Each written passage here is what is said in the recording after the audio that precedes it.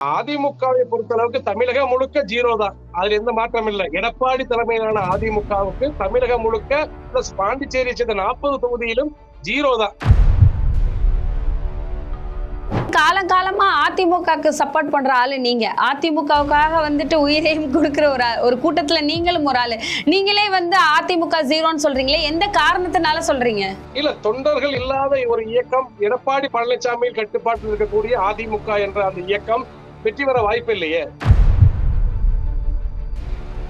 இந்த தேர்தல்ல அதிமுக தொண்டை வாக்களிச்சு பேவாரியான வெற்றி அடைஞ்சிருவாங்க எடப்பாடி கம்பெனி அப்படின்றதெல்லாம் ஒரு மிகப்பெரிய ஒரு பகல் கனவு. அவர்கள் டெபாசிட் தொகையை பெறுவார்களா?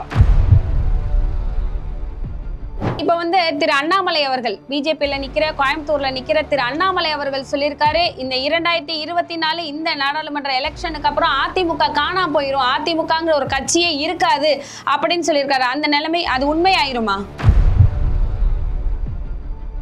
மக்கள் எக்கேடு கட்டு போயிட்டு போறா, தொண்டர்கள் எக்கேடு கட்டு போயிட்டு போறாங்க. கொள்கையை குப்பையில போடு, கொள்கையை குப்பையில போடு. தன்னை பாதுகாக்கணும், தன் சொத்தை பாதுகாக்கணும். இது மட்டும்தான் இளைஞனுடைய கொள்கை, ஓபிஎஸோட கொள்கை. அதனாலதான் நான் வருத்தப்படுறேன், இதில் சந்தோஷப்படல. தவறான பாதையில் சென்று விட்டார்கள் திரு அண்ணன் டிடிவி தினகரன் அவர்களும் ஓபிஎஸ் அவர்களும்.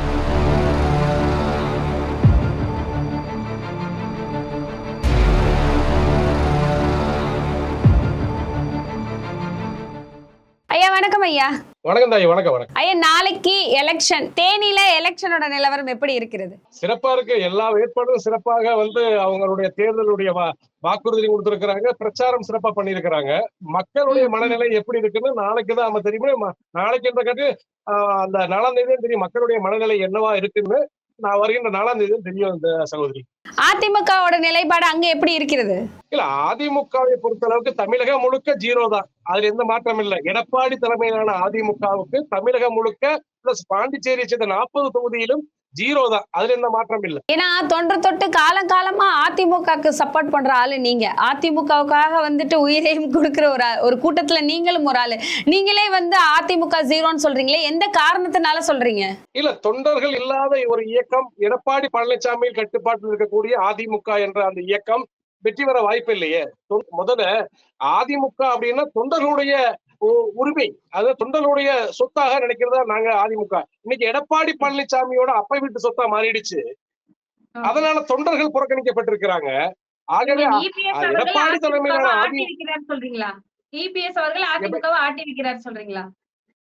இபிஎஸ் அதிமுக வேண்டாம் ஆட்டி வைக்கிற அந்த ஒரு 3000 பேர் கொண்ட குழுவை தொண்டர்களை ஒண்ணுமே பண்ண முடியாது. தொண்டர்கள் சுதந்திரமா இருக்கிறான்.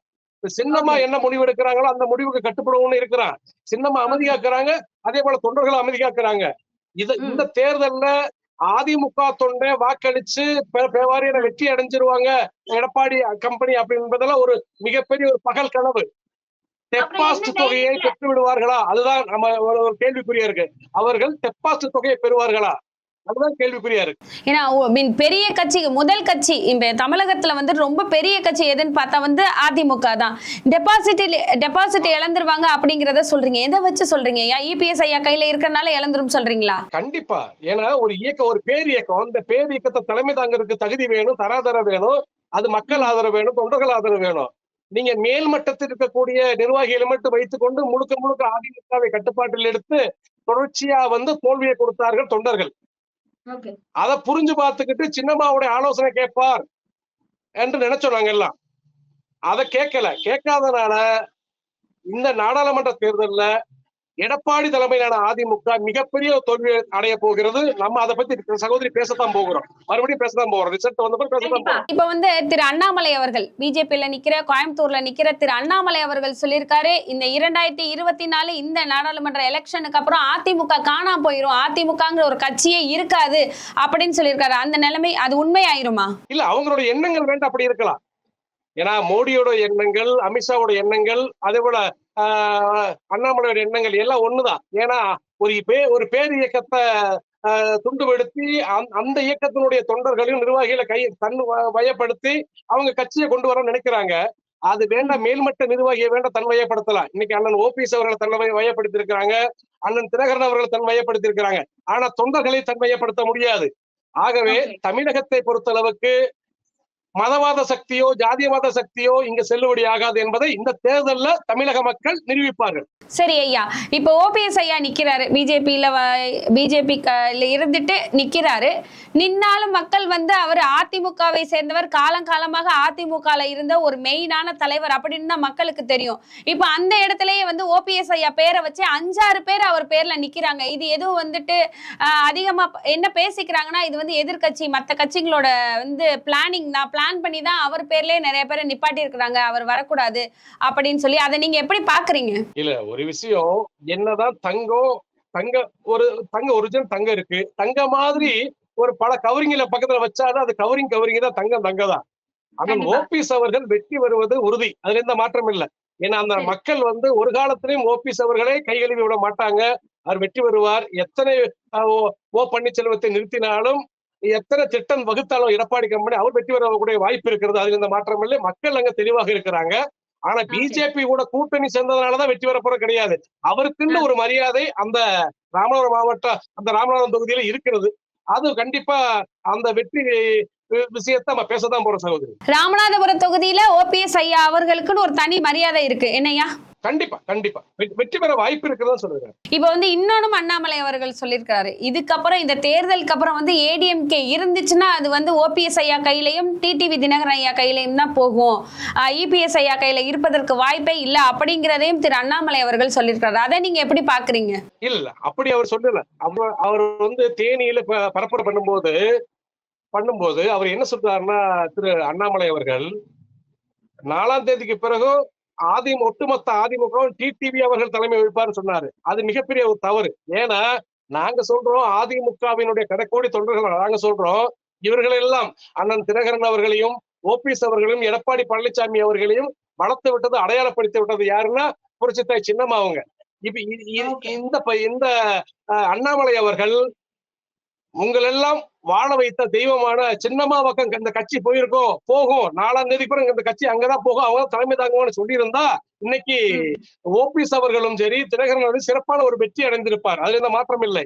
இதுல ஒரு குச்சி முடிச்சு போட்டு போயிருக்காரு பிஜேபியோடைய தலைவர், தமிழக தலைவர் குச்சி முடிச்சு போட்டு போயிருக்காரு, தீய வச்சுட்டு போயிருக்கிறாரு. அது எந்த அளவுக்கு பாதிக்க போகுது, அது எந்த அளவுக்கு தேர்தல்ல பாதிக்க போகுதுன்னு தெரிய வர்றது சகோதரி. ஓகே ஐயா, இப்ப வந்து நாளைக்கு விடிஞ்சா தேர்தல் ஐயா, மக்கள் மனசுல ஒரு விஷயம் இருக்கும்ல, இந்த இடத்துல இவங்க தான் வருவாங்க அப்படின்னு சொல்லிட்டு, உங்க தொகுதியில யாரு வருவாங்க அப்படின்னு நினைக்கிறீங்க? தேனியை பொறுத்த அளவுக்கு நான் இப்ப சொல்றேன், இப்ப நிறைய நீங்க ஊடகங்கள் என்ன சொல்றீங்க அப்படின்னா, முக்குளத்தோர் அதிகமாக இருக்கக்கூடிய ஒரு தொகுதியான தேனி தொகுதியை நீங்க நினைக்கிறீங்க. 30-35% முக்குளத்தோர் இங்க இருக்கிறாங்க. அதை நினைச்சதா நீங்க கேக்குறீங்க நீங்க. ஆமா. ஆனா நான் பதில் சொல்ல விரும்புறேன் என்னன்னா, 1999 ஒன்றுபட்ட அதிமுகவினுடைய வேட்பாளராக திரு டிடிவி தினகரன் நிக்கிறார். அம்மா இருக்கிறாங்க, அம்மா பிரச்சாரம் பண்றாங்க, நல்ல வாக்கு வித்தியாசத்துல வெற்றி பெறாரு. அதுக்கடுத்தபடியா 2004 மறுபடியும் நிக்கிறார். 2004 நல்லா புரிஞ்சுக்கணும் சகோதரி. இந்த 5 வருஷமா இந்த தேனி மாவட்டத்துல மிகப்பெரிய சிறப்பான வரவேற்பு அவர் கொடுத்து, எல்லா கிராமங்கள்லயும் அவர் வந்து கோயில் கட்டி கொடுப்பது, பள்ளிக்கூடத்துக்கு நிதி கொடுப்பது, அது போல அடிப்படை வசதிகளை செஞ்சு கொடுத்தார். அதுல எந்த மாற்றம் இல்லை. ஆனா அந்த 2004 தேர்தல்ல யாரோ ஒருத்தர் ஜே.எம். அருண் அப்படின்னு ஒரு இஸ்லாமியர்களிடம் தோத்து போக காரணம் என்ன, அதை நம்ம யோசிக்கணும். அதுக்கு அடுத்தபடியா இன்னைக்கு ஒரு தேர்தல் வருது. போன தேர்தல் சொல்லுகிறேன். போன தேர்தல் அப்படின்னா தங்கத்தமிழ் செல்வன் அமமுகவுல வேட்பாளர் நிற்கிறார். இதே தங்கத்தமிழ் செல்வன் இன்னைக்கு வந்து திமுகவுடைய வேட்பாளர், அன்னைக்கு அம்மா மக்கள் முன்னேற்ற கழகத்தினுடைய வேட்பாளர், அதோட அதிமுகவினுடைய வேட்பாளர் யாரு, ஓபிஎஸோட மகன். இன்னைக்கு வந்து ஒரு திராவிட இயக்கம் இன்னைக்கு ஒரு மதவாத சக்தியோடு நிபந்தனையற்ற ஒரு ஆதரவுன்னு சொல்லி தினகரனும் சரி அண்ணன் ஓபிஎஸ் அவர்களும் சொல்லி இந்த 2 பேருமே வந்து பிஜேபிக்கு நிபந்தனையற்ற ஆதரவுன்னு சொல்ல போயிட்டு அவங்க எல்லாம் ஜெயிப்பாங்களா ஜெயிக்க மாட்டாங்கன்ற ஒரு சந்தேகத்துல நம்ம இருக்கிறோம். நீங்களும் சரி நாங்களும் சரி. இவங்க தனிச்சு வெற்றி பெறுவாங்க. தனிச்சு நின்றிருந்தால் இவர்களை வெற்றி யாராலும் தடுக்க முடியாது. திமுக பல ஆயிரம் கோடி செலவு பண்ணாலும் தேனி தொகுதியை ஜெயிக்க முடியாது. திமுக பல ஆயிரம் கோடி செலவு பண்ணாலும் ராமநாதபுரம் தொகுதியை ஜெயிக்க முடியாது. இன்னைக்கு என்ன பிரச்சனை அப்படின்னா, இங்க இஸ்லாமியர்களும் இங்க உள்ள இந்துக்களும் மாமே மச்சான பழகிட்டு இருக்கோம். தேனி மாவட்டத்திலும் சரி ராமநாதபுரம் மாவட்டத்திலும் சரி, அதே சொல்ல வரேன், முக்குளத்தோரும் சரி மாமே மச்சன் நாங்க பழகிட்டு இந்த தருணத்துல பிஜேபியோடு இவங்கள் ஐக்கியமானதனால் அந்த உறவு எங்களுக்கு துண்டிக்கப்படுகிறது. ஒரு தேனி மாவட்டத்தில் ஒரு 2 லட்சம் வாக்கு, அதுக்கடுத்தபடியா ராமநாதபுரத்தில் 40% வாக்கு. அப்ப இந்த வாக்குகள் எங்களுக்கு எப்படி கிடைக்கும் நீங்க நினைக்கிறீங்க? கண்டிப்பா. அப்ப இதுதான் நான் என்ன சொல்ல வரேன், தொண்டர்களை குழப்புவதற்கு திட்டமிட்டு பிஜேபி ஒரு நாடகத்தை அரங்கேற்றிக் கொள்ளுகிறது. இந்த நாடகத்துல ஓபிஎஸ் அவர்களுக்கும் அதே போல திரு டிடிவி தினகரனுக்கும் ஒரு வேடத்தை கொடுத்து நடிக்க வச்சிருக்கிறாங்க. இந்த விஷயம் தெரியாம கூட இவங்க பாவம் ரொம்ப கஷ்டப்படுறாங்க. இவங்க வெற்றி பெறணும் தான் நான் நினைக்கிறேன். தோல்வி வரணும்னு நான் விரும்பல. ஆனா மக்கள் என்ன தீர்ப்பளிக்கிறார்களோ அதுதான் ஆண்டவனுடைய தீர்ப்பாக இருக்கும். நம்ம 4ஆம் தேதி பிறகு பேசலாம் சகோதரி. கண்டிப்பா இல்ல, இப்ப இவ்வளவு விஷயம் நடந்துட்டு இருக்கு. இதெல்லாம் ஓபிஎஸ் ஐயா அவர்களுக்கும் தினகரன் ஐயா அவர்களுக்கும் தெரியாமலையா இருக்கும்? தெரிஞ்சுதான் இருக்கும். தெரிஞ்சதும் கூட ஏன் அவன் கட்டப்படுறாங்க நான் கேக்குறேன். இப்ப ஒரே விஷயம் தான் சகோதரி, தினகரனுடைய பேக்ரவுண்ட் அதிகமா அவருடைய பாடல்தாரனா இஸ்லாமியர்களும் கிறிஸ்தவர்களும். கண்டிப்பா. ஏன் பிஜேபியோட நிபந்தனை இல்லாத ஒரு ஆதரவு? நிபந்தனையே கிடையாது. அவங்க என்ன சொன்னாலும் கேட்டுக்கிறீங்க. ஏன் போகணும்? என்ன பிரச்சனை உங்களுக்கு? எதற்காக கேக்குறாங்க? அவங்க ஏன் அவங்களோட பேச்ச கேட்க தேவையில்லை, வேணான்னு சொல்லி தூக்கி போட்டு அவங்க தனிச்சே நிக்கலாம், தனியாவே போலாம். எந்த காரணத்திற்காக அவங்க பேச்சுக்கு அடிபணிஞ்சு அவங்க சொல்றதெல்லாம் கேட்டுட்டு இந்த இடத்துல நிக்கிறாங்க? தன்னை பாதுகாக்க. மக்கள் எக்கேடு கெட்டு போயிட்டு போறா, தொண்டர்கள் எக்கேடு கெட்டு போயிட்டு போறாங்க. கொள்கையை குப்பையில போடு. தன்னை பாதுகாக்கணும், தன் சொத்தை பாதுகாக்கணும். இது மட்டும்தான் தினகரனுடைய கொள்கை, ஓபிஎஸோட கொள்கை. அதனாலதான் நான் வருத்தப்படுறேன், இதுல சந்தோஷப்படல. இவர்கள் இருவரும் வெற்றி பெற்றால் சந்தோஷப்படக்கூடிய முதல் மனிதன் நான் தான். தோல்வி அடைஞ்சாலும் வருத்தப்படக்கூடிய முதல் மனுஷன் நான் தான். ஆகவே தவறான பாதையில் சென்று விட்டார்கள் திரு அண்ணன் டிடிவி தினகரன் அவர்களும் ஓபிஎஸ் அவர்களும். ஏன்னா நான் தொடர்ந்து பார்த்திருக்கேன், ஓபிஎஸ் ஐயா அவர்களுக்கு எல்லா இடங்களிலுமே நிறைய அதிகமா நீங்க சப்போர்ட் பண்ணிருக்கீங்க. டிடிவி தினகரன் அவர்களுக்கும் ஓபிஎஸ் ஐயா அவர்களுக்கும் எல்லா இடங்களிலும் முன்னாடி நின்று உங்களுக்கு போலீஸ் பாதுகாப்பு கொடுக்கிற அளவுக்கு நீங்க அவங்களுக்கு சப்போர்ட் பண்ணிருக்கீங்க. இப்ப லாசா தேவர் ஜெயந்தி நடக்கும்போது கூட அவ்வளவு கலவரம் நடக்கும்போது நீங்க அவங்களுக்கு சப்போர்ட் பண்ணிட்டு இருந்தீங்க. இப்ப நீங்களே அவ்வளவு வருத்தப்படுற அளவுக்கு நிறைய விஷயம் சொல்றீங்க. இதுக்கு மேல ஏதாவது சொல்ல விரும்புறீங்களா? இல்ல, கண்டிப்பா சகோதரி, உங்களோட ஊடகத்தின் வாயிலாக நான் சொல்ல விரும்புறது, ஆண்டை முன்னேற்ற இவர்கள் வெற்றி பெற வேண்டும். அதுதான் நினைக்கிறேன். தோல்வி அடைஞ்சால் அந்த வருத்தத்தை எங்களால் தாங்கிக் கொள்ள முடியாது.